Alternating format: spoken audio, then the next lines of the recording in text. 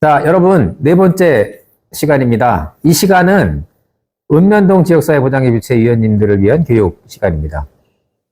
읍면동 보장협의체 위원님들께서 활동하실 때 조금이라도 보탬이 되고자 해서 이 교육을 만들었어요. 그리고 저희가 3월이나 4월경에 본 교육 내용을 바탕으로 해서 각 위원님들 평가를 할 예정입니다. 평가해서 성적이 좋은 분들은 상도 주고 또 좋은 지역도 거기에 걸맞는 포상도 드리고. 시험 본다니까 부담되시죠?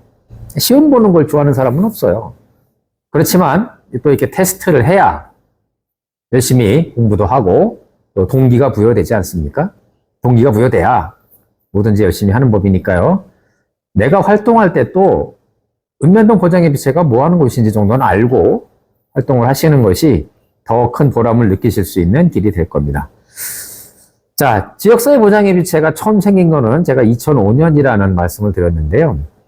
읍면동 지역사회보장협의체는 2015년에 처음 발족을 하게 됐습니다. 자, 2015년. 2015년에 왜 발족을 했냐면, 법이 하나 생깁니다. 사회보장급여의 이용, 제공 및 수급권자 발굴에 관한 법률. 엄청 길죠? 자, 이 겁나게 긴 이 법이 생기면서 읍면동 지역사회보장협의체의 설립 근거가 됩니다. 원래 지역사회보장협의체란 이름 쓰기 전에 지역사회복지협의체라는 이름을 썼었어요. 그러니까 2005년에 설립이 된 건 사실 지역사회보장협의체가 아니라 지역사회복지협의체였죠. 이 법이 생기면서 지역사회보장협의체라고 명칭을 바꾸고 사회복지사업법에 있던 보장협의체 관련 근거가 이 보장급여법으로 옮겨오게 됩니다. 이렇게 된 배경이 있어요. 이때 당시에 무슨 일이 있었나를 우리가 알아볼 필요가 있는데 참 가슴 아픈 일입니다. 그러니까 뭐 아시는 분들은 아시겠습니다만은 송파구에 세 모녀께서 이제 극단적인 선택을 하는 그런 사건이 있었습니다. 그게 2014년 2월 번개탄을 이제 피우고 해서는 안 되는 일이지만 극단적인 선택을 하셨어요.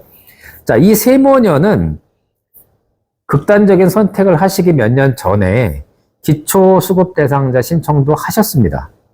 그런데 수급자가 되지 못했어요. 왜냐? 법적인 대상 요건을 채우지 못했던 겁니다. 제가 세 모녀라고 했잖아요. 엄마와 두 딸이 있었는데 큰 딸이 건강이 매우 좋지 않았습니다. 혈압도 굉장히 높고 당뇨도 있고 일을 하기에는 조금 건강상의 문제가 있었던 걸로 나중에 알려졌죠. 둘째 딸은 만화가 지망생이었는데 만화를 그려서 다들 아시겠습니다만 웹툰 작가 일부 빼고는 힘들죠. 만화 그려서 생활한다는 건 쉽지 않습니다. 전체 받은 돈이 몇만 원 안 됐다고 해요. 그러니까 생계를 책임지는 것은 어머니였는데 그 어머니마저 다치게 되면서 일을 못하게 됩니다. 작은 딸 같은 경우는 그 일을 못하는 기간에 가정을 책임지기 위해서 카드를 막 썼는데 이게 나중에 또 신용불량으로 이어지게 됩니다. 자, 이 세 모녀분들이 여기저기 도움을 안 청한 건 아니에요. 청했는데 마땅히 제도권에서 도와줄 수 있는 방법이 없었던 겁니다. 자, 이런 경우를 우리가 뭐라고 하죠? 흔히? 읍면동 지역사회보장협의체가 생기게 된 가장 중요한 이유.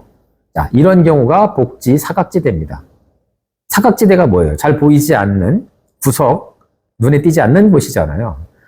법적으로 보호받을 수 있는 분들은 수급자가 돼서 보호하면 되지만 실제로 생활 능력은 없는데 보호받지 못하는 분들. 자, 이런 부분을 우리가 복지사각지대다. 이런 얘기를 하는 겁니다. 그래서 보장협의체가 생겼다는 겁니다. 읍면동 보장협의체가. 자, 연관이 되시죠? 읍면동 보장협의체가 생긴 이유는 그 지역에서 어렵게 생활하시는 사각지대에 계신 분들을 발굴하자. 이게 주 목적이에요. 그 지역 사정은 그 지역 사람이 제일 잘 알잖아요. 그러니까 읍면동에서 활동하시는 분들을 위원으로 위촉을 해서 그 지역에서 정말 어렵게 사는 분들을 우리가 한번 찾아보자. 그래서 극단적인 선택을 하지 않도록 도움을 주자. 이런 취지입니다. 사회보장 급여벽이 생겼기 때문에 그 뒤로 읍면동 보장협의체가 활동을 했지만 사실은 사각지대가 다 없어졌다고 볼 수는 없습니다. 지금도 계속 생기고 있고요. 그 뒤에 2018년에 구미에서 또 비슷한 일이 있었고, 얼마 전엔 수원 또 세모녀 사건도 있었고, 탈북 모자 아사 사건 등등 우리가 정말 생각하고 싶지 않은 그런 불행한 일이 계속 발생을 하게 됩니다. 자, 이와 같은 일이 계속 발생하는 이유는 뭘까요? 공적인 부분, 즉 나라에서 하는 공공부조는 한계가 있다라는 겁니다. 막 주면 되겠죠. 어려운 사람을 다 발굴해서 다 준다 이렇게 하면 되겠지만, 우리가 이제 법을 만들 때 어떤 요건이라든지 기본적인 자격이라든지 그 사람이 가지고 있는 어떤 재산 상황이라든지 이런 걸 봐야 되잖아요. 그러다 보니까 반드시 공적인 부분에서 도움을 받지 못하는 사람이 생기게 됩니다. 이런 공적 부조의 한계, 복지 전달 체계의 취약성, 전달 체계라고 하는 것은 제가 전에도 한번 말씀드렸는데, 복지 정책이나 복지 시책이 쭉 시행되는 과정에 들어가 있는 모든 기관, 단체, 개인 다 포함되는 겁니다. 이걸 전달 체계라고 해요. 우리가 흔히 말하는 복지관이나 자활센터나 가족센터, 이런 데가 다 전달 체계라고 볼 수 있습니다. 이 전달 체계가 자꾸 생기는 이유도 비슷한 맥락이에요. 어려운 사람을 도와주고자 공적인 부분이 안 되기 때문에 민간 전달 체계가 자꾸 생기면서 메꿔주고, 또 민간 쪽에서 안 되는 건 공적인 전달 체계를 만들어 이렇게 좀 채워주고 하는 부분인데, 여기에 한계가 있다라는 겁니다. 그리고 우리나라는 복지제도가 신청주의를 채택하고 있어요. 신청주의. 이 신청주의가 뭐죠? 내가 힘들고 내가 어렵고 도움이 필요한 사람이 신청을 해야 도움을 받을 수 있다는 얘기입니다. 어떻게 보면은 본인이 신청을 안 하거나 어떻게 신청하는지 몰라서 신청 못하는 사람은 받을 수가 없어요. 그럼 이거에 반대되는 개념이 뭐가 있을까요? 우리가 흔히 말하는 보편적 복지라고 말할 때 가장 중요한 건 미국 같은 경우에 이런 경우가 있는데, 찾아가는 복지 서비스가 있어요. 이게 뭐냐? 그 본인은 신청을 안 했지만 주변의 여러 사람들의 증언이랄지 신고랄지 이런 걸 토대로 그 사람을 찾아가서 신청하도록 유도도 하고 신청하지 않아도 도와주는 이런 제도입니다.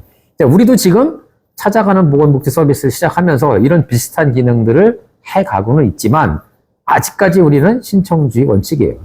본인이 신청해야 됩니다. 자, 이런 부분이 개선되지 않는다면 계속해서 사각지대는 생길 수밖에 없다라는 겁니다. 자, 제가 지금 읍면동 보장협의체가 생긴 가장 중요한 이유를 말씀드렸죠. 복지 사각지대 발굴입니다. 우리가 흔히 읍면동 보장협의체의 기능을 얘기할 때 4대 기능이 있다고 얘기합니다. 4가지가 있다는 얘기예요. 4대, 4가지가 있다는 얘기인데, 지금 제가 말씀드린 가장 중요한 기능은 복지 사각지대 발굴, 그 다음에 나머지 3개가 뭘까요? 사각지대를 발굴했으면 그분들한테 필요한 자원을 줘야겠죠. 자원 연계를 해야 됩니다. 그 자원을 연계하기 위해서는 자원 발굴을 해야 되겠죠. 자, 이게 무슨 말이냐? 이분이 당장 먹을 쌀이 없어요. 배를 굶고 있어요. 자, 이분한테 가서 맛있게 해 드세요, 밥. 아이고, 라면이라도 끓여 드세요. 이러면 되나요? 먹을 게 없는데? 자, 이런 분한테는 어떻게 해야 돼요? 쌀을 줘야죠. 라면을 줘야죠. 그 라면이나 쌀은 어디 있어요? 어디 있겠죠. 지역에나 가게나 마트나 이런 데 있겠죠. 그런데 그걸 막 갖다 줄 수는 없잖아요. 그러니까 자원이 어디에 어떻게 있는지를 여러분들이 발굴하셔서 연계될 수 있게 도와줘야 된다는 게 바로 두 번째 개념. 당연한 겁니다. 지금 집이 불이 홀랑 나서 다 탔다. 당장 오갈 데가 없는 사람. 어딘가에 기거해야 되잖아요. 자, 이런 경우에 연계를 해줘야 된다. 세 번째는 지역 특화 사업이라는 게 있어요. 지역 특화 사업은 그 지역에서 필요로 하는 사업을 특화해서 만드는 사업인데, 요 얘기는 조금 이따 다시 한번 하겠습니다. 그리고 마지막은 보호체계 구축이라는 게 있는데, 자, 이것도 조금 이따 다시 한번 구체적으로 설명을 드리도록 하겠습니다. 보통 읍면동 지역사회 보장협의체는 10명 이상 이렇게 규정이 되어 있습니다. 하한선은 있어요. 10명 아래로 내려가면 안 된다는.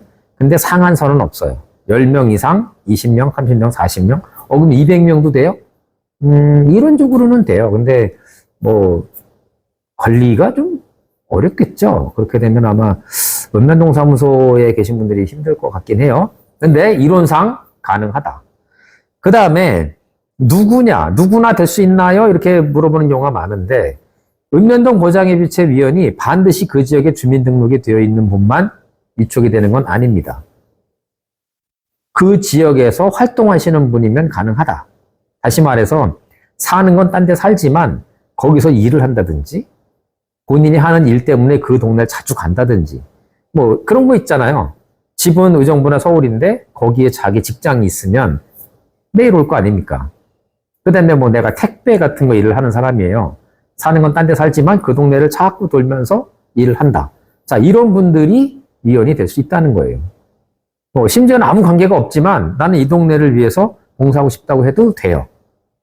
그런데 반대로 주소는 거기 있는데 하루 종일 서울 나가서 일하는 분, 그런 분은 어렵다는 얘기죠. 읍면동 지역사회 보장예비체 활동은 그 지역에서 하는 겁니다. 이게 기본이에요. 활동하는 곳이 어디냐가, 어디 사느냐가 중요한 게 아니라 어디서 활동하느냐, 이게 가장 중요하다. 보통 2년입니다. 기간은. 2년 동안의 어떤 임기를 가지고 활동을 하시고 2년이 지나면 연임이 가능해요. 단 위원장님, 그러니까 쉽게 말하면 읍면동장님이 공공위원장님이시고 민간위원 중에 한 분을 저희가 선출을 해서 민간위원장, 그래서 이제 두 분이 공동위원장이신데, 자, 공공위원장은 당연히 본인이 그 직에 있는 동안에만 위원장 활동을 하시는 거예요. 다른 지역으로 발령이 나면 뭐 당연히 그 지역에서 위원장은 활동할 수가 없겠죠. 민간위원장은 계속 계시는 분이잖아요. 2년 동안 활동하시고 한 회, 그러니까 1회 하나요 연임할 수 있습니다. 그러니까 2회, 3회는 안 된다는 얘기예요. 이건 주민자치랑 비슷한 개념인데, 그러니까 최장 할 수 있는 기간은 4년이 되겠죠. 2년, 2년에서. 민간위원들은 관계없어요. 연임의 제한이 없습니다. 그 외에 뭐 기타 여러 가지 사항들이 있는데, 그거는 세칙으로 여러분들이 얼마든지 보실 수 있도록 각 지역의 우리 간사분들이 가지고 계실 거예요. 자세한 얘기는 그쪽에서 들으셔도 됩니다. 읍면동 지역사회 보장예비체 역할 얘기할 때 제가 4가지 기능이 있다는 얘기 말씀드렸는데, 사각지대 발굴은 뭐 그렇게 하시면 되는데, 이 사각지대 발굴도 그냥 막 내가 해가지고 우리끼리 돈 모아서 그 사람을 도와주자, 이런 개념 아니에요. 자, 사각지대 발굴에 대한 절차를 한번 제가 말씀드려 보겠습니다. 우리 동네에 정말 어렵고 힘든 분을 여러 사람들이 수소문해서 찾아냈어요. 자, 사각지대 발굴을 했어요. 그럼 여러분들이 가서 한번 만나보셔야겠죠? 발굴된 대상자에 대해서 기본적인 어떤 사항은 알고 계셔야 될 겁니다. 뭐 적어도 어느 지역에 사는 누구라는 정도는 알아야 되잖아요.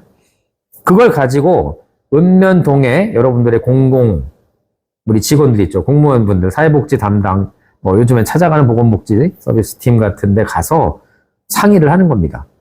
그러면 이분들은, 공무원들은 개인정보에 대한 부분을 공적 데이터로 접근할 수가 있어요. 보게 되죠. 그래서 이분이 만약에 기초수급 대상자가 될 수 있다 그러면 수급자를 만들어 드리면 되는 거고요. 어떤 사회복지시설에 연계해서 가야 될 것 같다. 이용시설이나. 그런 경우는 또 역시 공공에서 연결을 해주는 겁니다. 뭐, 아니면, 뭐, 이런 경우 있잖아요. 땅은 많아요. 돈은 없지만. 그래서 어려운 사람. 수급자 되기 어렵거든요. 자, 이런 경우는 읍면동사무소의 그 복지 담당자가 가지고 있는 자원이 또 있습니다.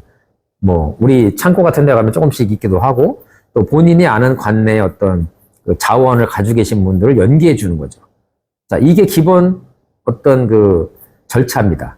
그러니까 내가 발견해서 읍면동 보장예비체 위원들이 우르르 가서 도와주고 이런 개념이 아니에요. 우리의 가장 큰 목적은요, 그분이 공적인 서비스를 받을 수 있도록 도와주는 거고, 만약에 그렇지 않다면 지역 내의 자원을 연계해 주는 겁니다. 그게 가장 중요한 여러분들의 역할이다. 이렇게 보시면 될 것 같아요. 그래서 이제 저희 같은 경우도 14개 읍면동에 기금화 사업을 하고 있어요. 뭐 아시는 분들은 다 아시겠습니다만 이게 뭔 얘기냐면 사회복지 공동모금회에 여러분들 그 지역에 어떤 계좌를 만들어서 CMS, 다시 말해서 그 자동이체, 월 자동이체 같은 거, 뭐 5,000원, 3,000원, 10,000원 이렇게 하는 거 있잖아요. 그걸 해서 기금을 만드는 거예요. 이 기금이 굉장히 중요한 거예요. 제가 자원 연계 얘기할 때 자원이 있어야 된다는 얘기를 했는데 사실 자원이 어디 있는지 우리도 파악하기 어렵거든요. 그러니까 기본적인 어떤 기금은 읍면동 보장협의체 내에 있어야 됩니다. 그래서 급할 때는 쌀도 사고 뭐 필요하던 물도 사고 이렇게 해줘야 되는 겁니다. 옷도 사고 이런 거 해야 되는 경우가 있을 수 있다라는 겁니다. 그래서 기금 역할을 많이 하고 있는데 지금 현재 저희가 다 있고요.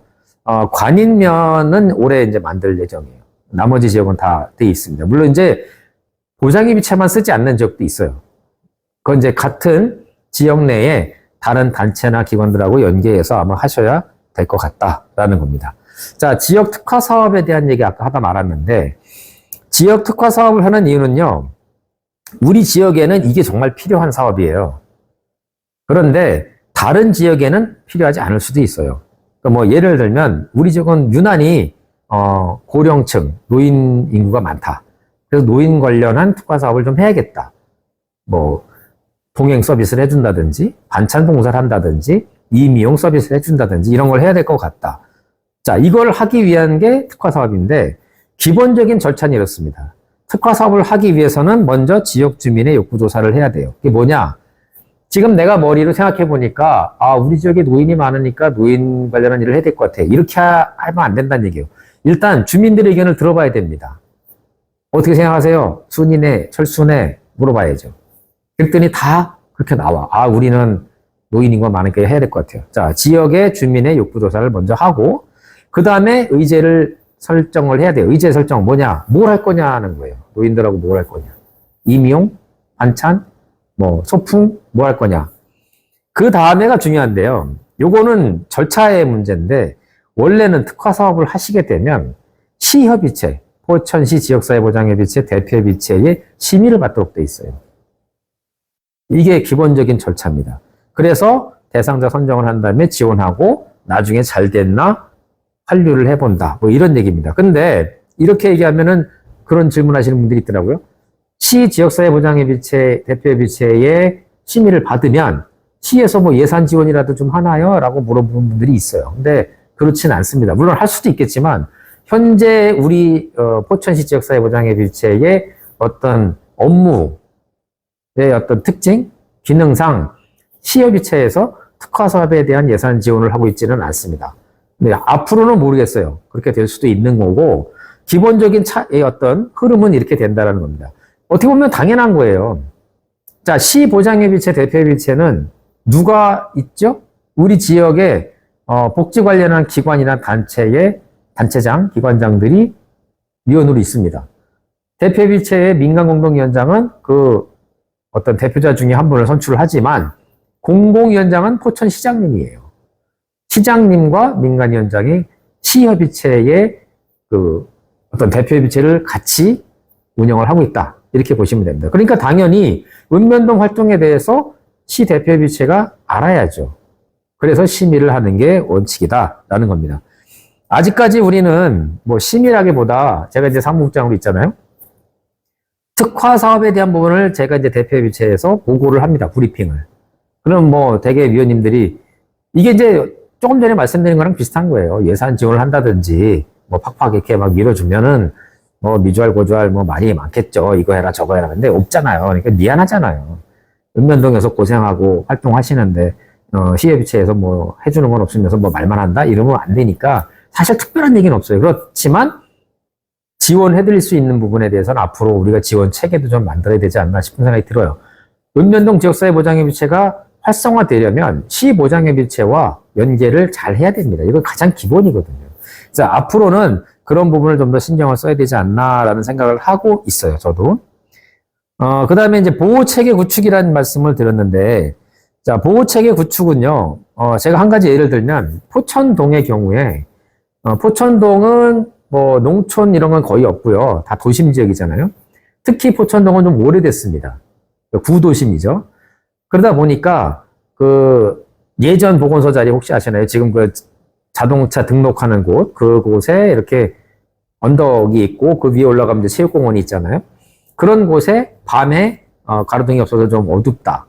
이런 게 의견들이 나왔던 거예요. 보장협의체 회의에서.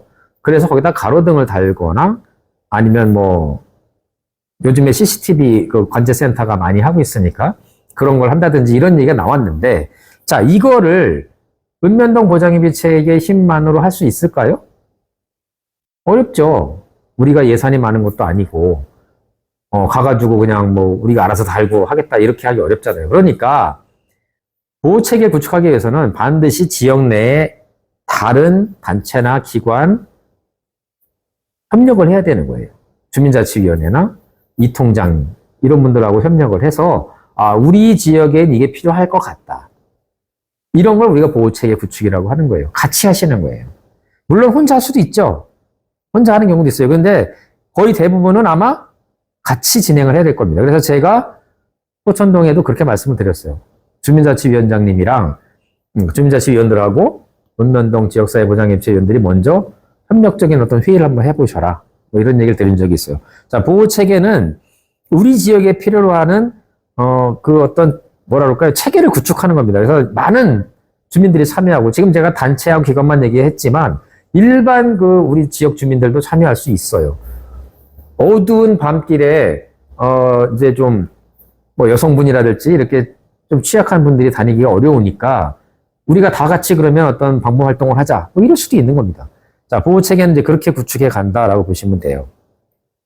지금 다 지역별로 잘 되어 있는데 읍면동 보장협의체 구성은요, 기본적으로 분과를 나누게 되어 있는데 제가 다니면서 항상 말씀드렸던 게 기본적으로 두 개는 있어야 된다. 하나가 뭐냐? 발굴하고 조사하는 분과. 그러니까 사각지대를 발굴하고 누가 어려운지 조사하는. 그 다음에 나눔 지원반. 이게 뭐냐면 나눔을 하려면 자원이 있어야 되니까 자원을 확보하는 분과. 이 두 가지는 기본입니다.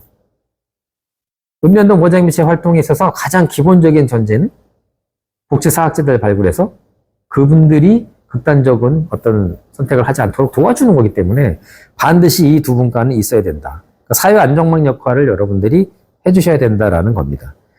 우리 지역은 뭐 그런 게 별로 없지만 도심 지역 같은 경우는 위원은 아니어도 어떤 이런 그 주변에 여러 인프라를 활용하는 경우가 있어요. 뭐 예를 들면 조금 전에 제가 말씀드린 택배하는 분은 싫든 좋든 동네를 많이 이렇게 다니시니까 포착할 수 있는 부분이 있죠. 저기 어르신이 계셨는데 며칠째 안 보이네? 뭐 이런 거.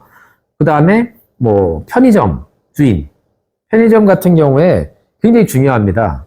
알코올릭이 있는 어떤 독거 뭐 중장년 노인이 사시는데 매일 와서 루틴하게 소주를 뭐 두세 병씩 사더라.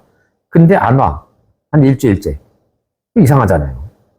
물론 술을 끊고 사람이 바뀌었을 수도 있죠. 근데 그럴 확률이 이렇게 많지는 않잖아요. 그러니까 하여튼 그렇습니다. 위험할 수 있기 때문에 그렇고, 뭐 흔한 얘기로 야쿠르트 아시죠? 돌리는 그분들이라든지 또 식당 주인들도 될 수 있어요. 자주 와서 식사하던 어떤 분이 있는데 안 오더라라든가 어린이집 선생님들도 해당이 됩니다. 요즘에 이제 취약계층 같은 경우, 조선가정 같은 경우에 가정에 문제가 있으면 애가 안 오잖아요. 2, 3일 이렇게 안 오게 되면 예를 들어 초등학교나 이런 데는 그런 게 잘 돼 있지만 어린이집 같은 경우 뭐 하루 이틀 안 온다고 해서 갑자기 무슨 일이 생겼다고 생각하지는 않으니까. 근데 이런 경우도 우리가 잘 봐야 되는 부분인데 이걸 잘 활용을 해야 된다라는 거죠. 반면에 우리 같은 농촌 지역은 어떤 걸 또 활용하는 게 좋을까요? 자, 예를 들면 인구가 적은 지역이에요. 아주 농촌 지역이에요. 이런 경우는 새로 전입 오는 사람이 거의 없어요. 당연한 얘기입니다만. 그런데 주민등록은 하지 않았는데, 전입신고를 하지 않았는데 어느 날인가부터 낯선 외지에서 온 분이 뭐 운막 같은 걸 하나 만들어서 살고 있더라. 포착이 되는 거죠. 그러니까 이게 이제 중요합니다. 물론 그분이 주소는 딴 데일 수도 있어요. 그렇지만 추적 관찰을 가능하다는 거예요. 저분이 왜 저러지? 왜 저기 와서 저러고 있지? 자, 시골 지역은 이렇게 보입니다. 포착이 돼요. 변화가 별로 없기 때문에 새로운 게 보이고, 또 하나는 어르신들 같은 경우, 독거하는 어르신들 같은 경우 자녀와의 관계가 갈등이 생기거나 문제가 생기면 급격하게 건강에 안 좋은 그런 변화를 보일 때가 있거든요. 뭐 자녀들하고 어떤 불미스러운 일이 있었다든지 그쪽에 안 좋은 일이 있었다든지 그런 거는 주변에 있는 사람들은 얘기를 들을 수 있다는 얘기예요. 지금 문제가 있어요? 이런 거. 그러니까 라포가 어느 정도 형성이 된다라는 겁니다. 자, 마지막으로 제가 이 얘기 많이 했는데요. 시 보장협의체와 읍면동 보장협의체 얘기를 한번 해보겠습니다. 저희 시 보장협의체에는 조금 전에 말씀드렸던 대표협의체와 실무협의체와 실무분과가 있어요. 시협의체의 이 세 가지 조직을 다 합치면 인원이 한 200명 정도 됩니다. 포천시는 그렇다는 얘기예요. 읍면동 보장협의체는 14개 읍면동에 있는데 아주 적은 지역도 있지만 화영 같은 경우는 25분 이상 되잖아요. 많은 지역도 있습니다. 그래서 다 합치면 한 260명 정도 됩니다. 시협의체와 읍면동을 합치면 460에서 500명 사이. 적지 않은 인원이에요. 그런데 다른 어떤 단체나 협회와 달리 여기는 위원들이 전부 활동을 하는 위촉직이라는 거예요. 우리는 전부 위촉직 위원들이에요. 그러니까 지역사회보장협의체가 우리 지역의 복지 전달 체계의 허브 역할을 해줘야 되는 겁니다. 지역사회보장협의체에는요, 복지관이나 뭐 가족센터나 노인 관련한 기관, 이용기관이라든지 뭐 장기요양 관련한 기관들이 다 들어와 있어요. 거의 다 망라되어 있기 때문에 우리는 우리 지역에서의 지역 복지 수준을 책임지는 허브 역할을 해야 된다. 그 다음에 대표, 실무분과, 읍면동 보장협의체가 수평관계입니다. 누가 위에 있고 아래 있고가 아니에요. 기능이 달라요. 대표협의체는 우리 지역사회 보장협의체 중에서 유일하게 의결을 하는 기구입니다. 여기서는 의결을 해요. 나중에 뭐 제가 기회가 되면 또 말씀드리겠지만 지역사회 보장계획이라는 걸 저희가 보장협의체에서 수립을 하게 되는데 그럴 때 의결을 하고 각 실무분과에서 만드는 사업도 의결하고 조금 전에 읍면동 보장협의체 특화 사업에 대한 심의도 그쪽에서 의결할 수 있어요. 실무협의체는요, 그 의결을 위한 심의를 하는 곳이에요. 여긴 중간 관리자 같은 분들이 많아요. 뭐 예를 들면 복지관의 부장님이랄지, 자활의 뭐 실장님이라든지 이런 분들이 들어와 계십니다. 이분들은 실무분과에서 올라오는 수많은 안건들에 대해서 중간에서 심의를 해줍니다. 그래서 대표협의체에서 의결을 할 수 있게 도와주는 곳이고요. 실무분과는 우리 지금 9개 분과가 있어요. 9개 분과는 직능별로 전문가들이 들어가 있습니다. 그 실무분과에서는 연구조사도 하고 뭐 필요하면은 어떤 사업도 개발을 하고 이런 일들을 하고 있어요. 거기서 실무협의체로 가서 대표협의체에서 얘기를 한다. 읍면동은 조금 전에 말씀드렸죠. 자, 읍면동은 읍면동대로 자기 지역에서의 또 역할이 있는 겁니다. 수평관계를 하고 있고 다 잘 지내야 되는 거예요. 당연히. 자, 길거리 지나다가 500명이면요. 포천에서 굉장히 많거든요. 복지 관련한 사업 하다가 만나는 사람의 제 생각에 3명이 하나는 보장협의체 위원일 가능성이 커요. 그러니까 여러분들 싸우지들 마시고 여기 남 모르는 사람 만났다고 이렇게 승질내고 그러시면 안 돼요. 다 위원일 수 있어요. 그 다음에 지역에서 다른 단체와의 관계 굉장히 중요하죠. 자, 우리 뭐 단체장님들 읍면동에 가면 많잖아요. 뭐 10몇 개씩 있다고 하는데 예전에 제가 한번 그런 얘기를 들은 적이 있거든요. 단체의 어떤 힘이 센 순서대로 읍면동장님 옆에 앉는다. 근데 보장협의체가 좀 이게 뒤에 있다. 뭐 서운하다. 이런 얘기 하신 적 있어요. 자, 우리는 굉장히 늦게 생긴 단체입니다. 이통장, 주민자치위원회 다 역사가 우리보다 길어요. 뭐 적십자, 의용소방대 마찬가지입니다. 체육회 다 오래됐습니다. 우리가 신생이죠. 역할을 많이 하고 있고 위원이 많으니까 당연히 위상은 올라갔습니다만 이런 기존의 단체들과 좋은 협력관계를 유지하셔야 돼요. 그래야 보호체계 구축할 때 여러분들이 도움을 받을 수가 있다. 협력관계를 유지하기 위해서는 어떻게 해야 돼요? 자주 만나고 어떻게 보면은 이거는 좀 속된 말일 수도 있지만 나와버리를 건드리면 안 돼. 그분들의. 굉장히 중요한 거예요.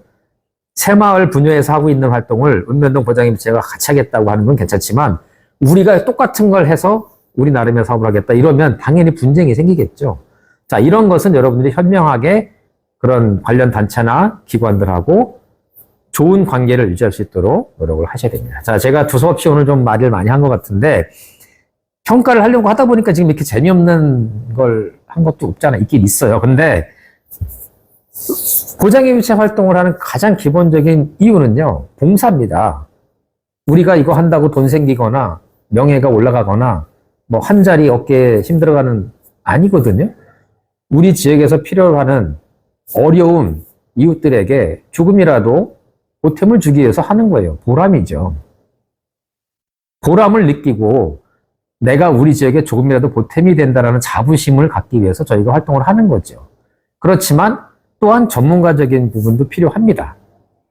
마지막으로 여러분들이 또 많은 질문 하시는 것 중에 명예사회복지공무원이 있어요. 비슷합니다. 역할은 우리 읍면동 보장협의체와 역할은 굉장히 비슷한데 명예사회복지공무원은 당연히 굉장히 많습니다. 그 인원도 되게 많고요. 제가 자료를 전에 한번 봤더니 저희 같은 경우도 꽤 많습니다. 일단 제가 자료 몇 명인지 모르겠는데 읍면동 그 보장협의체랑 비슷한 역할을 가지고 있어요. 근데 딱 명시되어 있지는 않습니다. 명예사회복지공무원이 어떤 법률에 근거해서 이렇게 나온다라는 건 없어요. 다만 어떤 사회보장급여법 제13조에 간접적으로 사회보장급여법 아까 저희의 근간이 되는 법이라는 얘기 말씀드렸죠. 자, 거기 다 들어있는 거예요. 거기에 13조에 간접적으로 명시가 되어 있고 역할은 복지 위기 가구를 발굴하고 그분들에게 어떻게 보면은 공적 구조를 받을 수 있도록 홍보하는 게 이분들의 역할이에요. 비슷합니다. 근데 여러분들 혹시 명예사회복지공무원하고 이렇게 같이 협력해서 사업하신 적 있나요? 앞으로는 제가 그 얘기를 많이 좀 드리고 싶어요. 명예사회복지공무원과 읍면동 보장협의체 위원님들과는 협력적 관계다. 같이 잘 협력을 해서 우리 지역의 어려운 분들을 도와줘야 된다. 자, 이런 말씀을 드리고 싶습니다. 자, 재미없다면 재미없고 지루하다면 지루하다는 내용 들으시느라고 정말 고생 많으셨고요. 하반기에는 저희가 이제 대면 교육으로 다시 한번 말씀드리겠지만 지역사회 보장협의체 위원 활동은 쉽진 않습니다. 그리고 사실 방향성을 잡는다는 게 어려워요. 그렇지만 우리 지역사회 보장협의체 사무국에서 제가 사무국장이거든요. 사무국장을 비롯한 우리 직원들이 여러분들 활동하시는데 조금이라도 도움이 될 수 있는 그런 방안을 찾아서 제공해 드리도록 하겠습니다. 감사합니다.